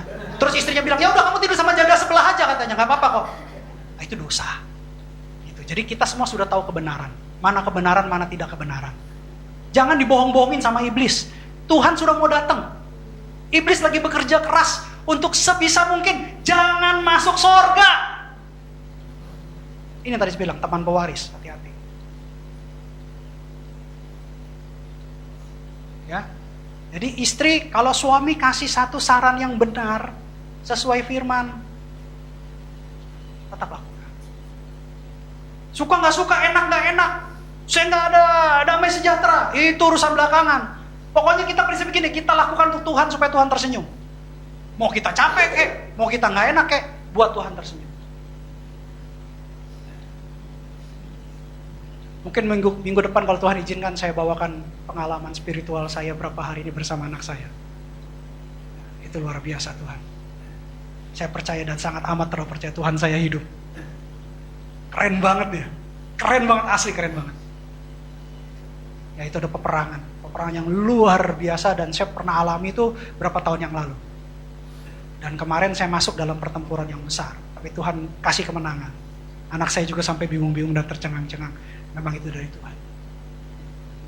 Jangan sembarangan berhikmat kalau tidak berdasarkan dari sumbernya, yaitu Allah dan firman Allah. Jangan mengatakan sesuatu tidak kudus atau haram. Kalau Tuhan sendiri mengatakan semuanya adalah baik dan sangat amat baik. Jangan sok-sok nantangin Tuhan bilang, enggak, karyamu itu gak baik itu. Jangan, bertobat aja lah. Bertobat aja. Gak usah nantang-nantangin Tuhan. Tuhan kita Tuhan yang hidup. Dia mau cabut, kalau dicabut. Kalau Tuhan mainin gini, cabut, balikin. Apa sih?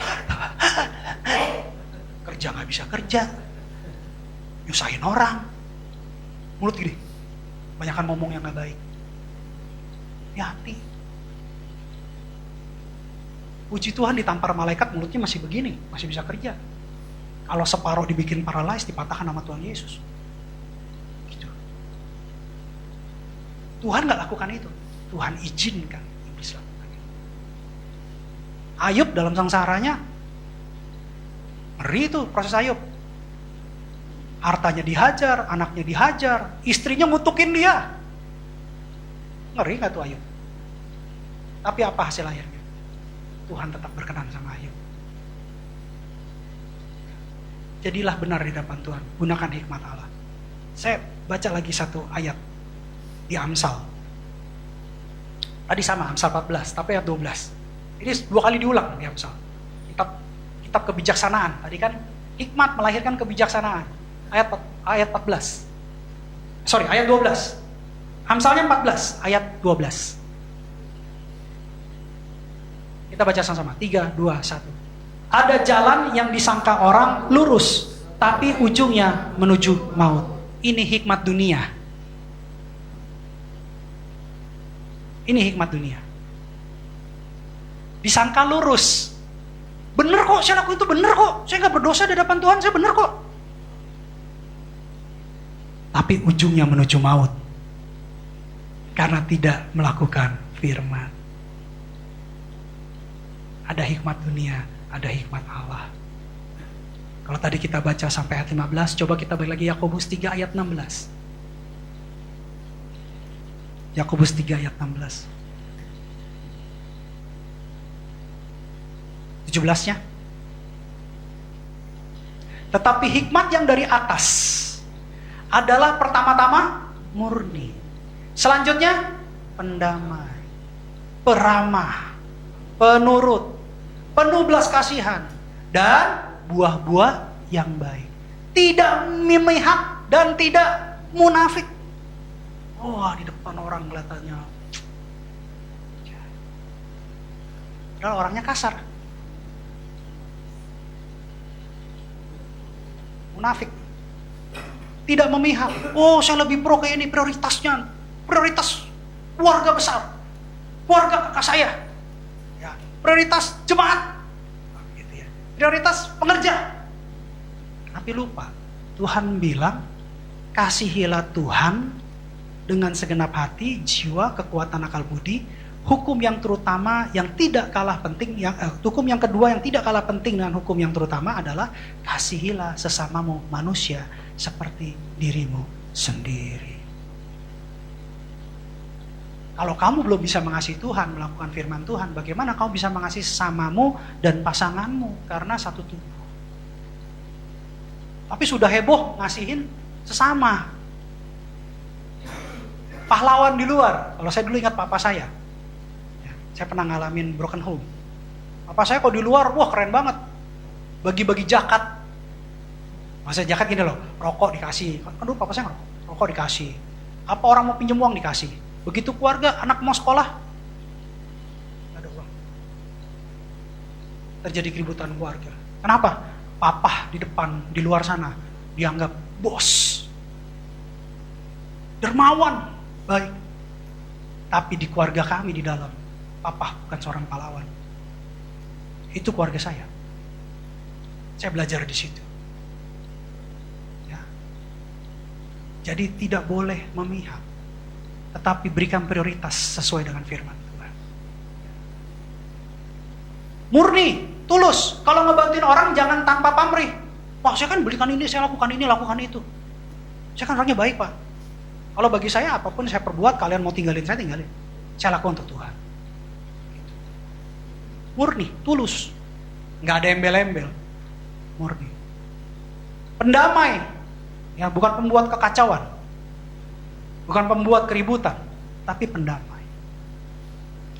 Peramah, bukan pemarah. Penurut, bukan pemberontak. Penuh belas kasihan, bukan penuh dengan kekejaman. Dan buah-buahnya pasti baik, bukan buah-buahnya tidak baik. Kalau ini semua indikatornya kita tahu, maka kita tahu itu hikmat dari atas atau dari dunia. Kita belajar satu step lagi. Selama ini kita pikir hikmat itu selalu yang baik-baik. Ternyata Yakobus bilang hikmat itu ada dua. Hikmat dari atas atau hikmat dari dunia. Lanjut di ayat 18. Ayat berikutnya. Dan buah yang terdiri dari kebenaran ditaburkan dalam damai untuk mereka yang mengadakan damai. Ketika kita melakukan firman Tuhan, percayalah shalom itu akan hadir di dalam keluarga kita. Ya. Jadi penting buat kita semua, hari ini kita belajar tentang hikmat. Jangan hanya makan nasi goreng yang lezat tanpa melihat sumbernya.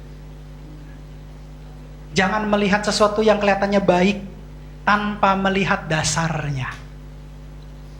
Kalau dasarnya firman Tuhan, hasilnya pasti benar. Kalau dasarnya bukan firman, tapi tadi iri hati, mementingkan diri sendiri, hasilnya belum tentu benar. Tapi kekacauan, perbuatan jahat, dan iblis ketawa, iblis senang. Kenapa? Satu lagi teman gue di neraka. Tim member nih calon. Makanya belajar firman. Pemusik saya undang untuk maju ke depan.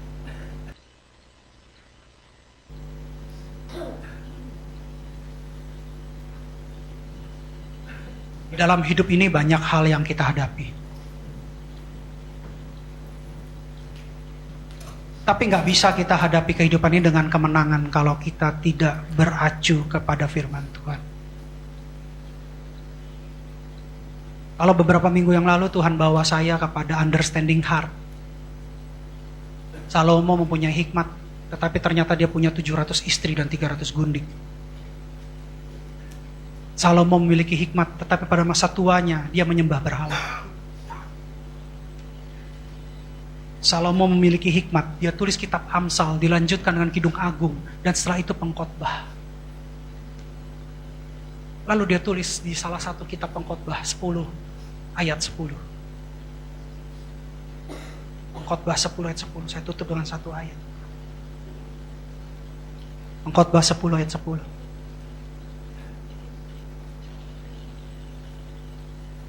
Jika besi menjadi tumpul dan tidak diasah, maka orang harus memperbesar tenaga. Tetapi yang terpenting untuk berhasil adalah hikmat. Kita mau hasil yang baik, kita mau hasil yang bagus, kita mau hasil yang berkenan di hadapan Tuhan. Tapi terkadang ketumpulan kita, kebebalan kita tidak mau diasah. Sehingga keluar tenaga yang membuat kita capek, membuat kita letih, terbuang waktu sia-sia hanya untuk mengasah benda yang tumpul untuk menjadi tajam. Tapi ketika kita mau ditegur, kita mau dinasehati, kita mau dikasihi, kita mau diubahkan, kita mau diperbarui, kita gak perlu tenaga banyak. Tapi kita hanya perlu hikmat. Hikmat mendengar, hikmat dari Allah. Hikmat yang mau dibentuk, hikmat yang mau diperbaharui, hikmat yang akan membawa kita kepada keselamatan. Salomo mendapatkan semuanya ini. Karena itu, mulai hari ini, Bapak Ibu Saudara sekalian, belajarlah hikmat Allah. Jangan menggunakan hikmat dunia. Karena kita tidak pernah tahu kapan waktunya kita pulang.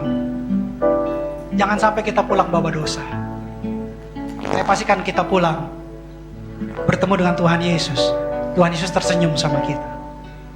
Apapun salib yang kita pikul, kita mengikuti firman. Bapak Ibu, saya undang untuk bangkit berdiri. Beberapa hari ini saya merasakan kebaikan Tuhan yang begitu luar biasa. Proses yang memulihkan saya, menguatkan saya, dan membawa saya kepada perkara yang di atas. Saya berpikir bahwa apa yang di dunia ini bisa saya tinggalkan, karena fokus saya adalah menyenangkan hati Tuhan. Itu yang terpenting dalam hidup saya. Dan Tuhan sadarkan itu. Tuhan mau saya bersihkan pikiran saya dari hal-hal yang tidak penting, yang membuat saya berdosa di hadapan Tuhan. Saya mau fokus sama Tuhan. Dan kasih-Nya saya rasakan betul-betul ajaib dan sempurna. Oleh sebab itu, saya ajak Bapak Ibu Saudara sekalian menyanyikan lagu ini.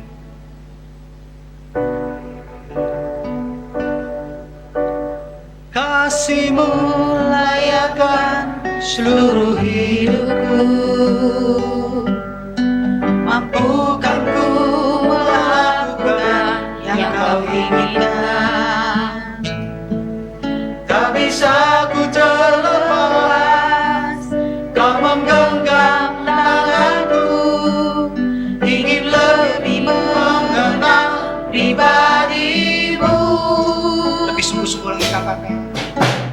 Kasih-Mu layakkan seluruh hidupku,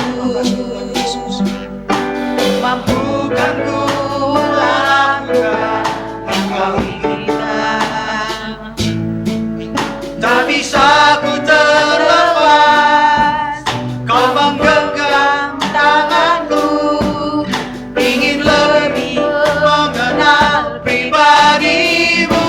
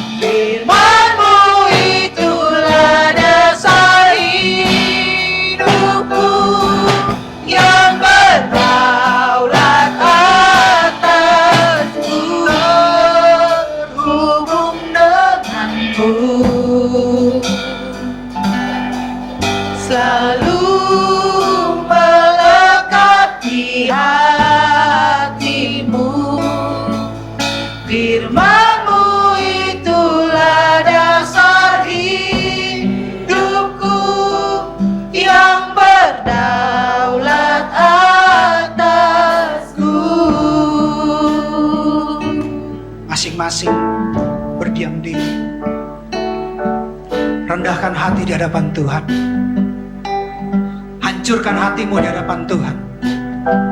Jangan keras hati, jangan keras hati. Biarkan Roh Kudus yang menjamah setiap hati, Roh Kudus yang menghapus masa lalumu yang tidak baik. Roh Kudus menghapus memori-memori lama yang tidak baik. Karena memori yang rusak harus dibuang. Barang yang rusak harus dibuang. Izinkan Roh Kudus menjamah hati. Izinkan Roh Kudus memulihkan hati. Dalam nama Tuhan Yesus. Minta sama Tuhan, minta sama Tuhan. Tuhan tolong buang sampah di dalam hati saya Tuhan. Tuhan tolong buang sampah-sampah dalam hati saya Tuhan. Tuhan tolong buang barang-barang rusak Tuhan dalam hati saya. Barang-barang yang tidak terpakai buang Tuhan. Jangan jadikan hati saya gudang yang menyimpan barang-barang yang tidak baik, barang-barang yang rusak, barang-barang yang kotor, barang-barang yang berbau busuk. Tuhan bersihkan dalam nama Tuhan Yesus. Tuhan bersihkan dalam nama Tuhan Yesus. Tuhan bersihkan dalam nama Tuhan Yesus.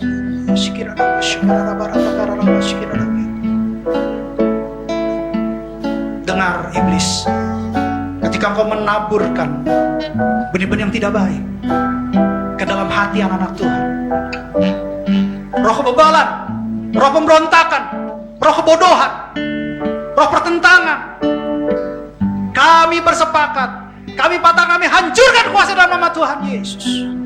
Hanya shalom dan firman Allah yang diam dalam hati kami, dalam nama Tuhan Yesus. Terima kasih Tuhan, biarlah kasih-Mu terus ada dalam diri kami, dalam nama Tuhan Yesus.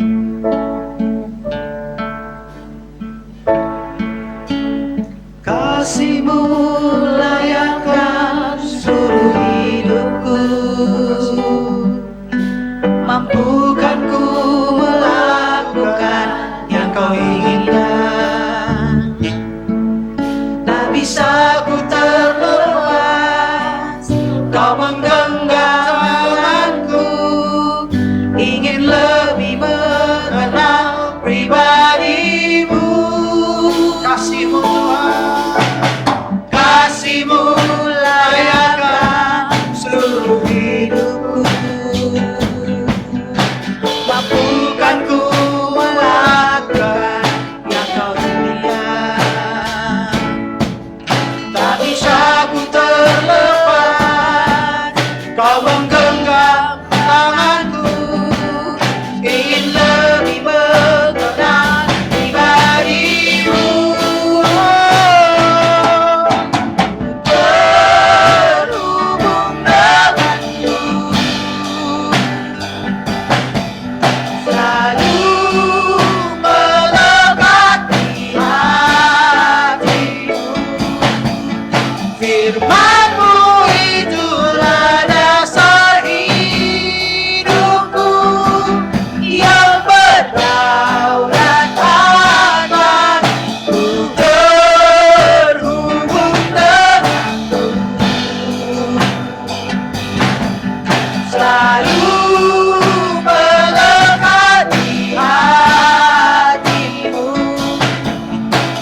Firman-Mu itulah dasar hidupku, yang berdaulat atasku. Terhubung denganmu, selalu melekat di hatimu. Firman-Mu itulah dasar hidupku, yang berdaulat atasku. Terhubung denganmu, selalu melekat di hatimu. Firman-Mu itulah dasar hidupku, yang berdaulat atasku. Terhubung denganmu,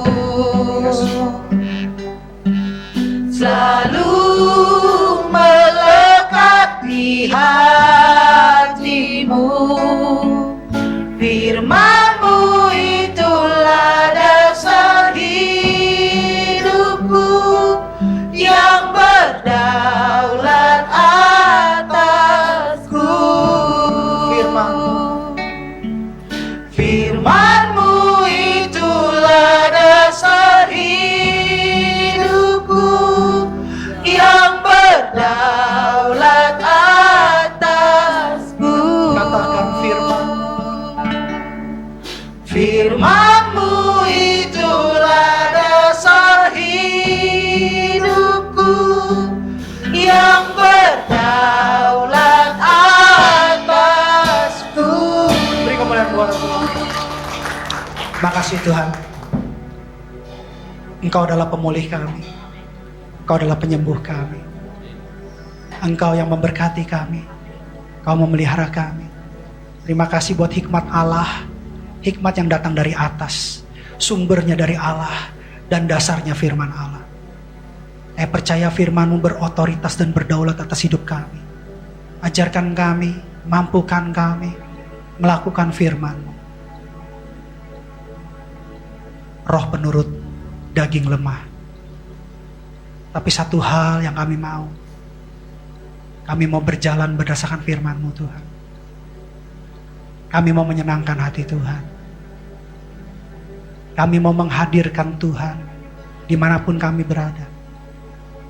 Di keluarga kami, di pekerjaan kami, di pelayanan kami, dimanapun kami berada.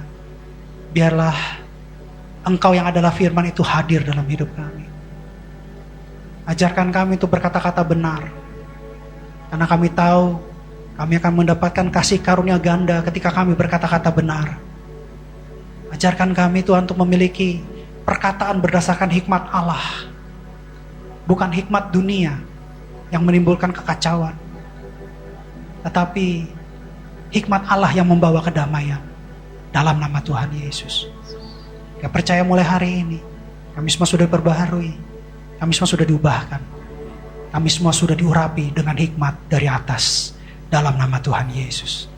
Makasih buat firman-Mu Bapak. Terima kasih. Segala hormat, pujian, kuasa, kemuliaan, kemasyuran bagimu dalam nama Tuhan Yesus Kristus. Kami ucap syukur dan berdoa. Sama-sama katakan amin. Kita akan masuk dalam perjamuan kudus. Perjamuan kudus diperuntukkan untuk orang percaya dan anak-anak yang sudah berusia 12 tahun.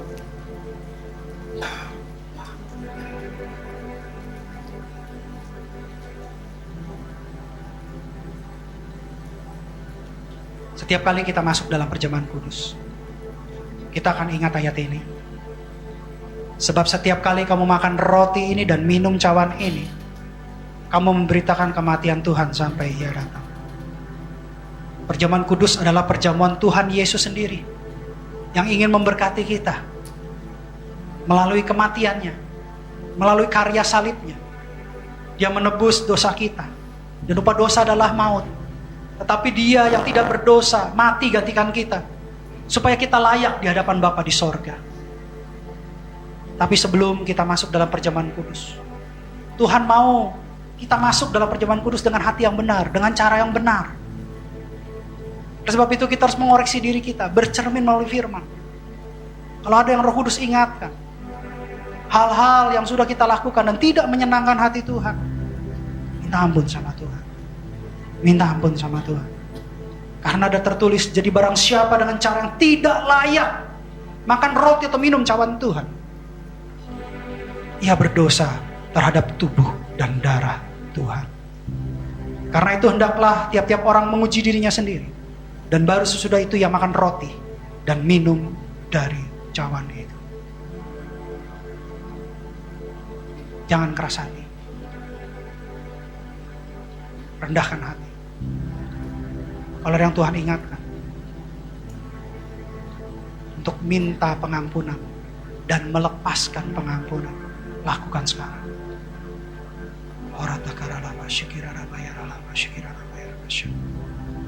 Ampuni hamba, ampuni kami semua Bapa.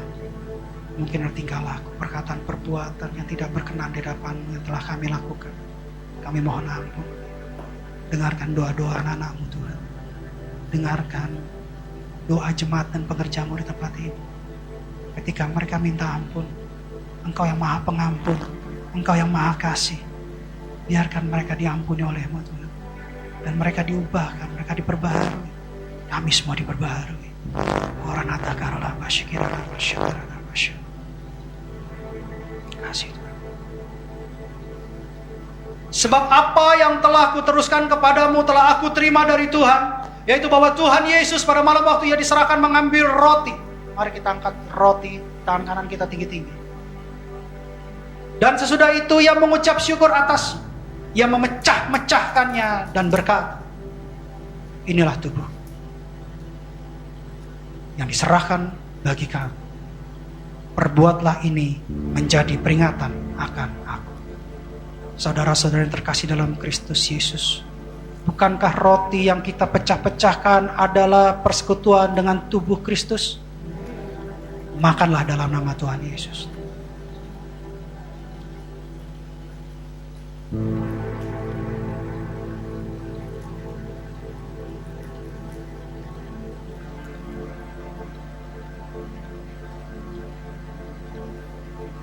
Angkat cawan kita tinggi-tinggi di tangan kanan kita. Demikian juga ia mengambil cawan sesudah makan, lalu berkata, cawan ini adalah perjanjian baru yang dimateraikan oleh darahku. Perbuatlah ini setiap kali kamu meminumnya menjadi peringatan akan aku. Saudara-saudari terkasih dalam Kristus Yesus, bukankah cawan yang kita minum dengan ucapan syukur adalah persekutuan dengan darah Yesus? Marilah kita minum dalam nama Tuhan Yesus.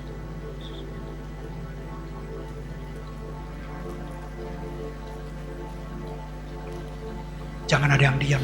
Mari kita mengucap syukur buat kebaikan Tuhan.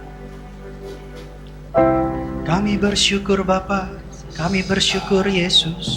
Terima kasih buat kebaikan, terima kasih buat kasih-Mu yang menyelamatkan kami Tuhan.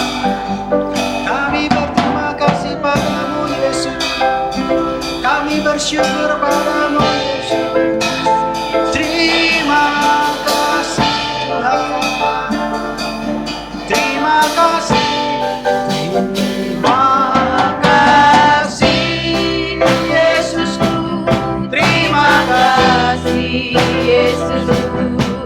Puji syukur hanya bagi Tuhan. Terima kasih Yesus. Terima kasih Yesus. Puji syukur hanya bagi Tuhan. Terima kasih.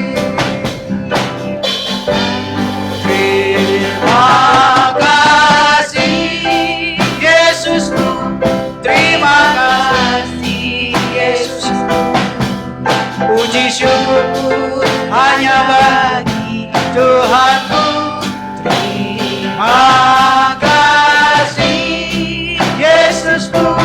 Terima kasih Yesusku. Puji syukur hanya bagi Tuhan. Puji syukur. Puji syukur hanya bagi Tuhan. Puji syukur. Puji syukur hanya bagi Tuhanku.